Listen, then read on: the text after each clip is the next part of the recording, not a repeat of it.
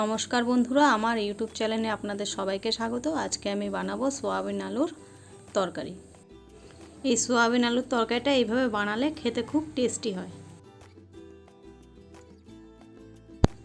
আমি এখানে 100 গ্রাম সোয়াবিন নিয়েছি, নিয়ে 20 মিনিট মতো গরম জল দিয়ে এটাকে ভিজিয়ে রেখেছিলাম।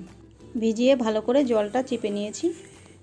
এবার এর মধ্যে দিয়ে দেবো 1 চামচ আদা রসুন বাটা, অল্প একটু হলুদ গুঁড়ো, দিয়ে দেবো 1/2 চামচ লঙ্কার গুঁড়ো, স্বাদ মতো অল্প পরিমাণ লবণ।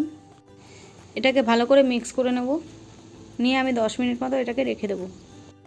একটা কড়াই বসিয়ে ওর মধ্যে 2 টেবিল চামচ তেল দিয়ে দিয়েছি। তেলটা ভালো করে গরম হয়ে গেলে আমি ওর মধ্যে কেটে রাখা আলুগুলো দিয়ে ভালো করে লাল লাল করে ভেজে নেব।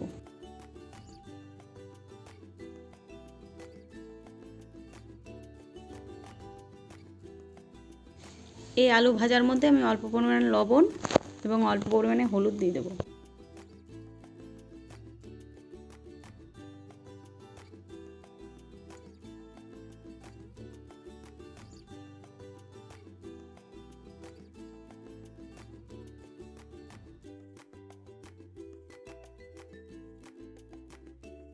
আলুটা ভালোভাবে ভাজা হয়ে গেছে, এবার আমি আলুগুলোকে তুলে নেব।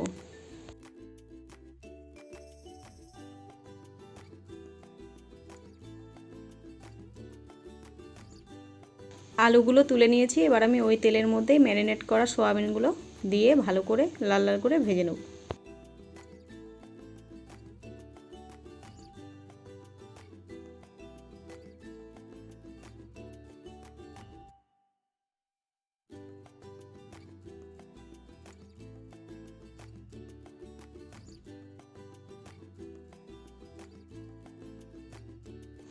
সোয়াবিনটা ভাজা হয়ে গেছে, এবার এগুলোকে তুলে নেব।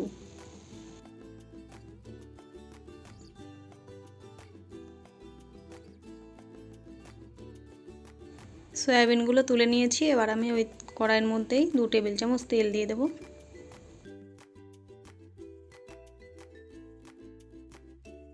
তেলটা ভালোভাবে গরম হয়ে গেলে এর মধ্যে আমি দিয়ে দেবো গোটা শুকনো লঙ্কা, তেজপাতা, সাদা জিরে, গোটা গরম মশলা ফোড়নে দিয়ে দেবো।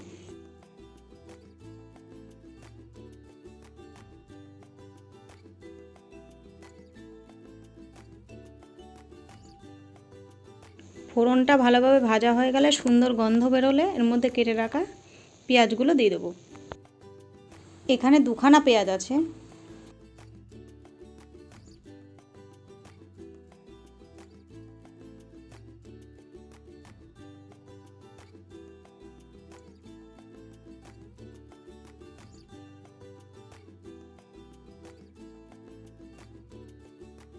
পেঁয়াজটা ভাজা হয়ে গেছে, এবার আমি এখানে 1 টেবিল চামচ আদা রসুন বাটা দিয়ে দেবো।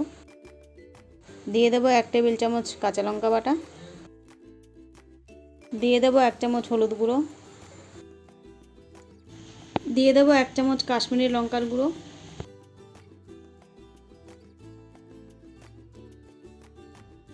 দিয়ে দেবো 1 চামচ জিরে গুঁড়ো, দিয়ে দেবো 1 চামচ ধনে গুঁড়ো, দিয়ে দেবো স্বাদ মতো লবণ। এবার ভালো করে এটাকে মিক্স করে নেব।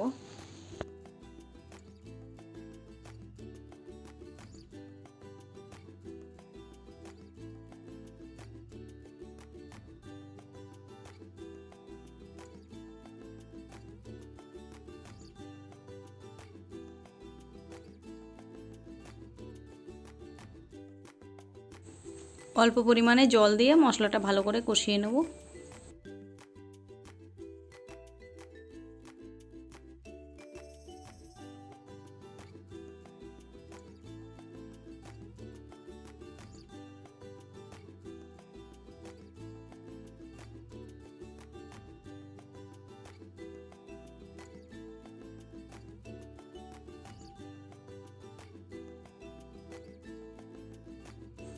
মশলাটা 2 মিনিট মতো কষিয়ে নিয়েছি, এবার এর মধ্যে টমেটো পিউরি দিয়ে দেবো।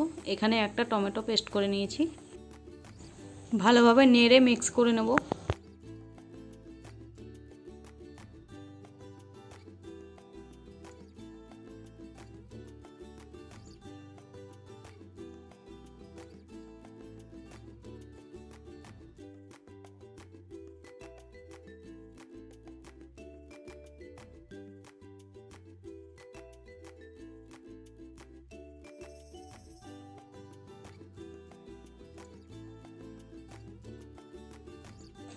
মশলাটা ভালোভাবে কষানো হয়ে গেছে, এবার আমি ভেজে রাখা সোয়াবিনগুলো এর মধ্যে দিয়ে দেবো, দিয়ে ভালো করে মিক্স করে নেব।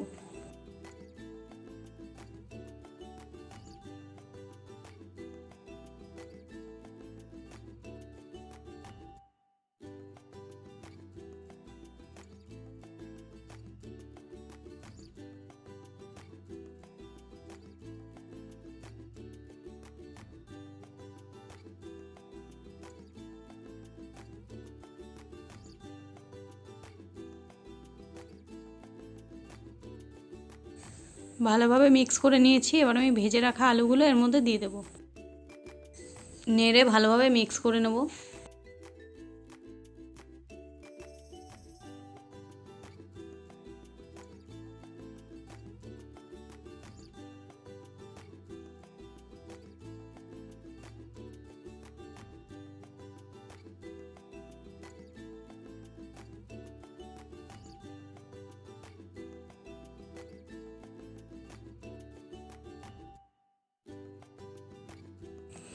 ভালোভাবে কষানো হয়ে গেছে, এবার আমি এর মধ্যে পরিমাণ মতো গরম জল দিয়ে দেবো।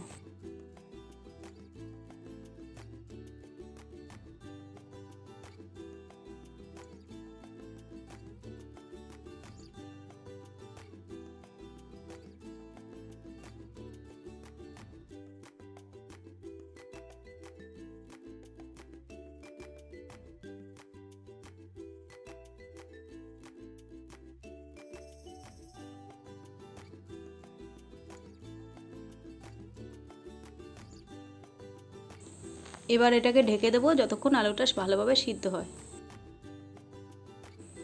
আমার সোয়াবিনের তরকারিটা একদম হয়ে গেছে, আলুগুলো সিদ্ধ হয়ে গেছে। এবার আমি এটাকে নামিয়ে নেব।